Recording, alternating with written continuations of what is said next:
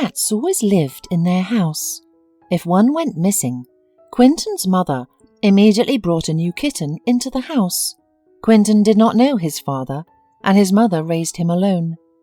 After serving in the army, Quinten graduated from law school and got a job as an assistant lawyer at a local law office. One day, resting on the bench with friends, Quinten lay down and dozed off. Feeling a light slap of a ball on his leg, he opened his eyes and saw a girl.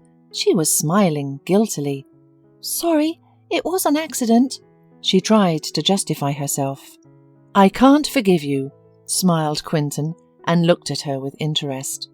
The girl was confused, and Quinten promised that he would forgive her if she agreed to have coffee with him in Central Park. She smiled back, embarrassed, and agreed. At the cafe, they talked as if they had known each other for years. When Quinten came home, he had the look in his eyes that his mother understood everything at once. "I guess we're expecting changes," she said grudgingly. "Yes, and colossal, Mum," answered Quinten cheerfully. Mrs. Jackson looked intently at her son and told him that she should have the last word on the choice of bride. At first Quinten thought that she was joking, but when he saw her stern look, he realized that everything was serious. His mother was always very bossy and used to decide everything for him, but in this matter he was determined to act on his own. "I like Charlotte, and no matter what you say, it won't change my mind," he replied. A shadow ran across Mrs. Jackson's face, because that was not the answer she had expected. "You can date as many girls as you want, but you only have one mother, so don't argue. Introduce me to her on the weekend, and then we'll see." On the weekend, Mrs. Jackson baked her favourite cake, and Quinten went to meet Charlotte. The girl was very nervous before meeting her future mother-in-law. "What if your mother doesn't like me?" she asked, and her voice trembled. "The most important thing is that I like you. I don't care what my mother thinks," he encouraged the girl, and she felt more confident. Mrs. Jackson met her son and a guest in an evening gown and with a cat in her arms. Charlotte politely said hello and handed the woman a bouquet of her favourite pink roses.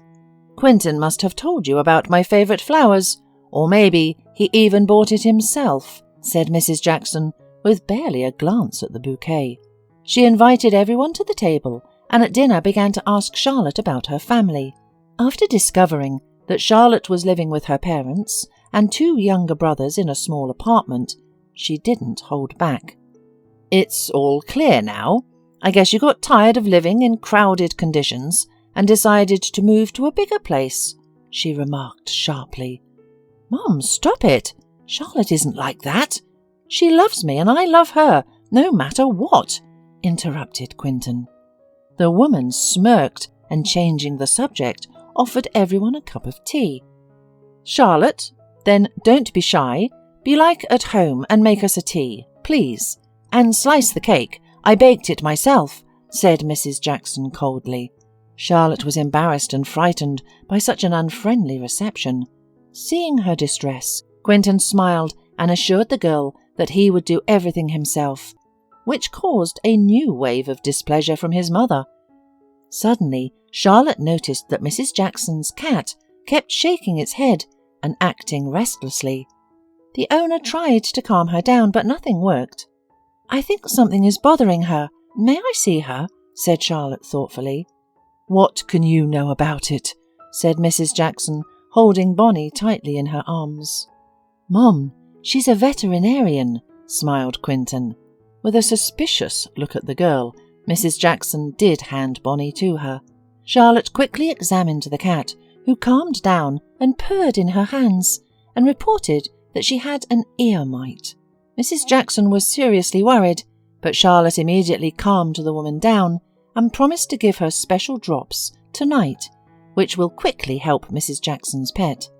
For the rest of the evening, Mrs. Jackson inquired passionately about Charlotte and all the details of her life. When Quinten went to escort his bride to her home, Charlotte finally breathed a sigh of relief. "I thought I couldn't stand these interrogations," she said, looking into her fiancé's eyes. "Relax, it's all over now," smiled Quinten and hugged the girl. "Now she's got it all figured out, and she'll feel better." Charlotte, as promised, gave drops for the cat, detailed how to use them properly, and the next time she met Mrs. Jackson, she heard only compliments and gratitude from her, because the cat really began to feel great. Soon, Quinten and Charlotte were married. They started living together with Mrs. Jackson in a huge 4-room apartment with a spacious kitchen and 2 balconies, which Quinten and his mother inherited from Quinten's grandmother. A couple of years later, the young couple had a baby girl. The mother-in-law didn't help Charlotte with the kid and didn't get involved in their family life much. Only occasionally she gave her weighty word about the proper housekeeping and taking care of her son. Charlotte tried not to pay attention to this and just nodded in agreement, and Mrs. Jackson did not need anything more. When her daughter was not even 2 years old, Charlotte noticed a strange, incessant cough. The examination showed that the girl was allergic to cat fur. Mrs. Jackson allowed Bonnie to go everywhere, and Charlotte would often find the pet in the baby's crib. The daughter-in-law tried to limit the cat's movements by closing the door to her room, and this caused Mrs. Jackson's indignation, who thought that her cat could walk wherever she wanted in her apartment. The allergies were causing more and more torment to the little girl, and Quinten asked his mother to take the cat to Mrs. Jackson's sister Sarah, who also adored Bonnie. But his mother's reaction stunned Quinten. "How did you come up with such a thing?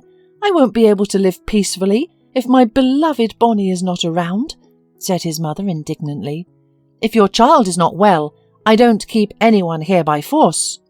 "Mother, is the cat dearer to you than me and your granddaughter?" asked Quinten confusedly. "You know we are saving all our money for our own house, and I don't need the extra expense of rent now."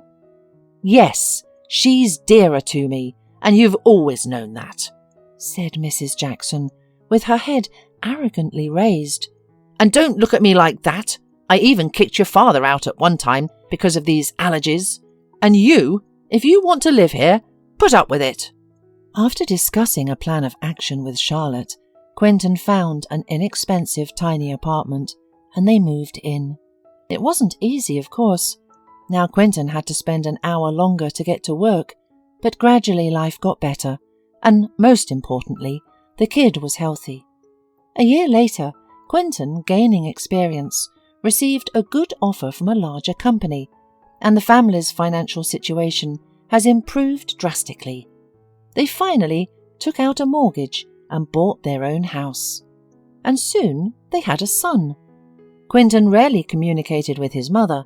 The woman was not interested in her grandchildren, and her son only rarely visited her. But one day Mrs. Jackson called and said that she was ill and needed medicine and care. Since her son worked all the time, she demanded that Charlotte come every day and help her with everything.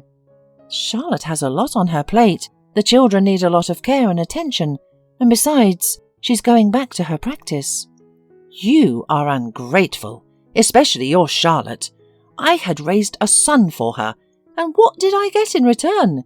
Quinten reminded his mother that she herself had chosen to stay with her cat rather than her family, and could now not demand attention for herself. He promised that he and his wife would think of ways to help her, but Charlotte definitely would not take care of her by herself. "Then you can forget about this apartment. You will not be in the will," shouted Mrs. Jackson out of despair. Quinten discussed the situation with Charlotte, and they decided to hire a nurse for Mrs. Jackson, even though it was expensive. Quinten sometimes visited his mother, but she was not very pleased with his visiting. When she passed away and the will was opened, it turned out that she wasn't kidding, and had really left the apartment to her sister. Sarah was a conscientious woman and refused inheritance in favour of Quinten. "Dear, don't be angry with your mother. My sister's character was difficult, but she is your mother, and as you know, we can't choose a mother. I'll take the cat with me, and this apartment is yours, by right. Oh, I am not angry at all. Despite her character, I always loved her, and even forgave my rivalry with the cat long ago, answered Quinten, looking sadly at the portrait of his mother on the table in his office.